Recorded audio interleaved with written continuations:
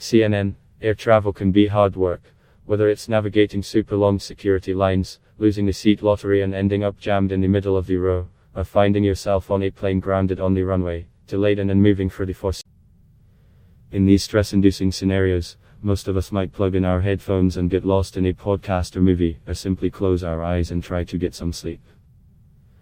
For others, the pressure gets too much, the scales tip over into the wrong direction and the perfect storm's created for the unfortunate phenomenon known as outrage. In the photo above, actors play out a disruptive scenario as part of training carried out by the aviation security.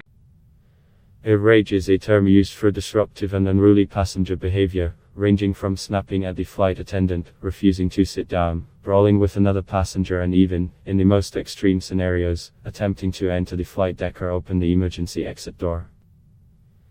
These situations might be exacerbated, or even directly caused, by excessive alcohol consumption, fear of flying, mental health conditions or other individual issues the traveler is dealing with. Certainly, they're seemingly ubiquitous on social media. Who hasn't winced at a grainy iPhone video featuring travelers shouting obscenities at terse air stewards manhandling flailing passengers? Airlines and aviation authorities have been clamping down, with campaigns such as the European Aviation Safety Agency's Sharp Note on Light initiative shining a light on the issue. So what's really going on? Is outrage on the rise? And what can we do to ensure peace, quiet and security in the skies? Steady Increase International Air Transport Association, IATA, has been collecting data on disruptive passenger behavior since 2007. The latest available data, from 2017, indicated an average of 1 incident for every flights. In 2016, IATA reported 1 incident for every flights. It's worth bearing in mind that not every airline that's part of IATA submits data, and not every airline records every instance of unruly behavior. In 2017, 81 global airlines submitted data for over flights. IATA ranks each unruly behavior incidents on 4 levels: minor, moderate, serious and, finally, flight deck breach. Relatively few airlines are members of IATA, and even IATA is only reporting those incidents that are reported to them by its own members, says Philip Baum, managing director at Greenlight, a company that provides aviation security training, and the mastermind behind Dispatch World. Someone who's been voicing concern about disruptive passenger behavior for a long time is Andrew Robert Thomas, editor of the Journal of Transportation Security, professor at the University of Akron and author of the 2001 book, Outrage. Thomas traveled extensively for business during the 1990s and early CARDs, becoming very familiar with the aviation process and all the highs and lows that come with it, including disruptive passenger behavior. A growth in outrage sometimes gets pinned on the increased security checks and subsequent stresses that have characterized aviation in the years since 9/11. Aviation has also changed more generally in the past decade or so. As more people take to the skies, more passengers are crammed into the cabin. More often than not, people are too close for comfort and tensions run high.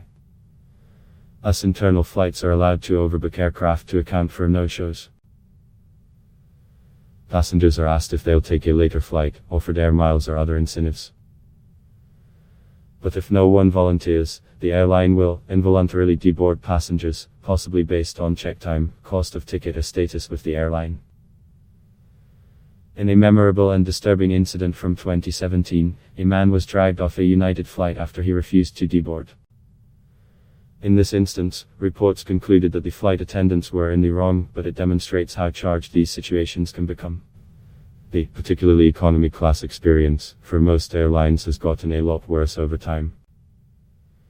You're packing more people into a more stressful environment. I think you've really put burdens on flight crews that are really not fair to them, says Thomas. Air travel can be stressful. Joseph Plugger/FF/Getty flight attendant Ali Mollies echoes this sentiment. Mollies has been working as an air steward for American Airlines for 5 years and has seen a notable increase in disruptive and difficult passengers over even this relatively short period. One particular issue that we've been really focusing on, and our union's been very active on, is the decrease of personal seat space, which we believe is strongly correlated and in a large part to blame for unruly incidents, says Mollies, who heads up the Government Affairs Division of APFA, the Association of Professional Flight Attendants, a union that represents American Airlines flight crew. Mullies also agrees that the increase in passengers and cheaper tickets can mean corners are cut, leading to angry passengers and flight attendants feeling the brunt of the frustration. Nevertheless, Mullies is keen to stress that extraneous factors can't explain away or validate some of the ways people misbehave on flights. I always say passenger issues are flight attendant issues are passenger issues, she says. We are frustrated by the exact same things that passengers are, because the less happy a passenger is, the more difficult our job becomes. The role of alcohol in American Airlines passenger became unruly after being denied more drinks on a flight from St. Croix to Miami. CNN's George Howell has the details. One of the long-cited causes of air rage is alcohol. After all, the phrase, "it's 5 o'clock somewhere," is never truer than at an airport or in international airspace, where passengers' body clocks could still be tuned to any number of time zones. Who hasn't marveled at the passengers sipping on the complimentary champagne in the business class lounge even though it's only 5.30 am? And tempted by a couple of glasses of wine to steady nerves before a long-haul flight, or internally groaned when you end up next to an already tipsy bachelor party keen on continuing the celebration. Of course, passengers could have taken other substances too. The issue with inner alcohol is the flight crew have no idea how much passengers have drunk before they got on board. What seems like someone's first or second drink could actually be their fourth or fifth, and tip them over the edge. Molly says her crew closely observe passengers' behavior from the minute they get on board, and ground staff will also look for telltale signs of excess alcohol consumption during the boarding process. And yes, if someone starts displaying signs of drunkenness mid-flight, air stewards can deny that passenger alcohol. It happens a lot, and without disclosing some of our tricks of the trade, we do have some techniques that we use, says Molly's. Sometimes just saying the bar is closed is acceptable, she explains. But sometimes for other passengers, telling them the bar is closed is actually a trigger and makes people angry. If need be, flight attendants can also confiscate duty-free alcohol from passengers and return it to them when the flight lands.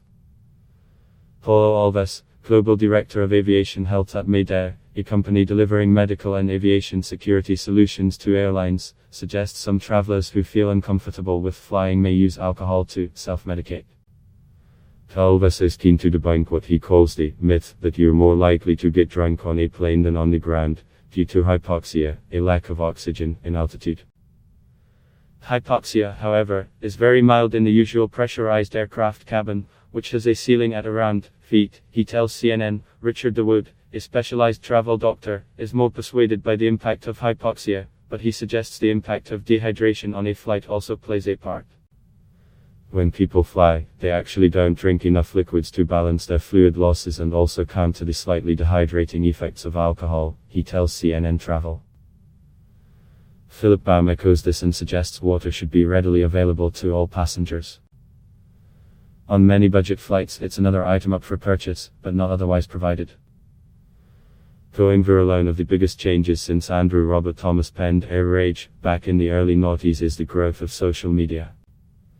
Now, an air rage incident isn't confined to an airplane cabin. Within seconds it can be live-streamed to the world. Every time we walk on the flight, it's do you want to be the next viral YouTube video? Says Molly's. You constantly have to remind yourself that you could always be recorded at any time, and anything you do could be misconstrued. Most of us see these videos and just feel thankful we weren't on board. But Molly's posits others could find themselves persuaded by the bad behavior and its potential lack of consequences. Others think it's acceptable behavior. Someone else acted like that, that's a way to get attention or to get what you want, or just simply like that's an acceptable way to treat someone else. Achilleus works for the European Union Aviation Safety Agency, ESA, a new agency concerned with the impact unruly passenger behavior has on aviation safety. ESA's Sharp Note on the Light campaign involves some 60 European airlines, airports and national aviation authorities disseminating the message on social media that bad airplane behavior won't be tolerated. Achilleus notes that recorded incidents do lead to more awareness, but clarifies it's not an appropriate response to a disruptive incident. We definitely did not encourage people to record, he tells CNN Travel. What anybody should do when they're faced with an incident is to keep calm and alert the cabin crew. Vilifying an outrage perpetrator on social media also doesn't do anything to help the issue. The focus becomes canceling the person in question, rather than looking at the wider causes and impact of their behavior. Paulo Alves points out also medical conditions could be behind the disruption. Passengers with dementia or autism may be overwhelmed by the unfamiliar in-flight environment, he says. Diffusing the situation, flight attendants may spend most of the flight handling, catering and serving drinks, but the flight crew are the last defenders, sometimes dubbed aviation's front line. If there's trouble on a flight, of whatever level of severity, it's up to the flight crew to resolve the situation and ensure the safety of passengers. We do have de-escalation training. So we are taught techniques to make sure that small incidents don't become large incidents, says Mollies. A big part of that is pinpointing any potential issues before takeoff. If a passenger is disruptive, whether that's displaying drunk and disorderly behavior or refusing to comply with instructions, the captain has final authority on whether that passenger can remain on the flight. If a situation arises mid-journey, Mel's first action is to try to calm the passenger down, to avoid the situation escalating. Further, that's trying to do our best to comply with their demands as best we can within the realm of possibilities, or sometimes it's bringing in another flight attendant who maybe can cool them off a little bit better in case the one flight attendant they were working with was really triggering something, she explained. If two passengers are having an altercation, of whatever kind, the goal will always be to separate them, if possible. These situations can be more complex, as two passengers have to be calmed down, not just one. It might not be easy to ascertain who is in the right, if anyone. If a passenger notices another passenger displaying disruptive or inappropriate behavior, they're advised to alert the cabin crew. Passengers should never take action on their own. The cabin crew is trained to deal with this kind of situation, so they know best what they need to do, says Achilleos. Mollies points out a flight attendant's role is to inform, not enforce. We tell people what the policies are. We're authority figures, but we are not able to arrest you, we are not able to enforce penalties or anything like that, she says. Only in the direst of situations will we be restraining someone physically, often with the help of the passengers, the good Samaritans around us, if there was really some type of issue, especially, she adds, an attempt to breach the cockpit. The question of physical restraint can be a controversial one, as it comes with a risk of injury to the disruptive passenger. Richard de Wood stresses the importance of training and careful management. It is actually possible to kill somebody by restraining them to the point where they can't breathe properly, he warns. Maybe it is necessary to restrain somebody, but how do you do it safely? There are lots of issues around managing the situation, but they need to be addressed. Air staff are also keen to keep the situation under wraps to reduce the impact on other passengers. Any altercation in the skies has a knock-on effect. It'll likely exacerbate anxiety among nervous flyers and increase everyone's stress levels. Philip Baum, an aviation security trainer, suggests there should be as much time devoted to training cabin crew to deal with unruly passengers as there is training on emergency landings.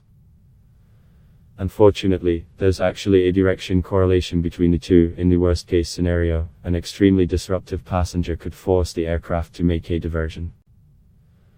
Not only is this extremely costly for the airline, it's a pretty disastrous piece of prairie, consequences and law enforcement. Most of us think behaving badly should have consequences, and that should extend to the air. That said, laws can make it a bit complicated. In most countries, if a person assaults another customer or member of staff in a restaurant, shop or on a train, they will likely be arrested and punished for their offense.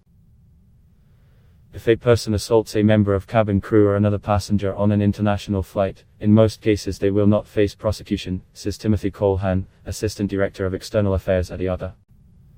This obviously undermines the deterrent aspect. This is because the Tokyo Convention of 1963, which covers offenses committed during flights, stipulates that the jurisdiction over offenses is conferred on the state where the aircraft is registered. This means if the aircraft lands in another country, local police don't have authority to intervene.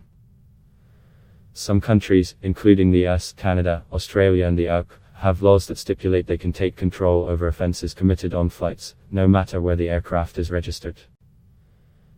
There are robust laws in place to deal with all disruptive passenger incidents, Andrew McConnell, a spokesperson for the Civil Aviation Authority, tells CNN Travel.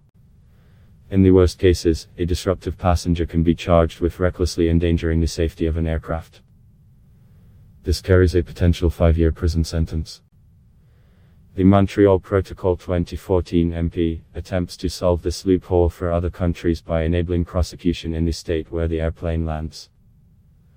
On November 26, 2019, Nigeria became the 22nd state to ratify MP, and it's currently set to come into force January 1, 2020. The author strongly believes that everyone recognizes that there will be consequences for unruly and disruptive behavior on flights, says Colhan.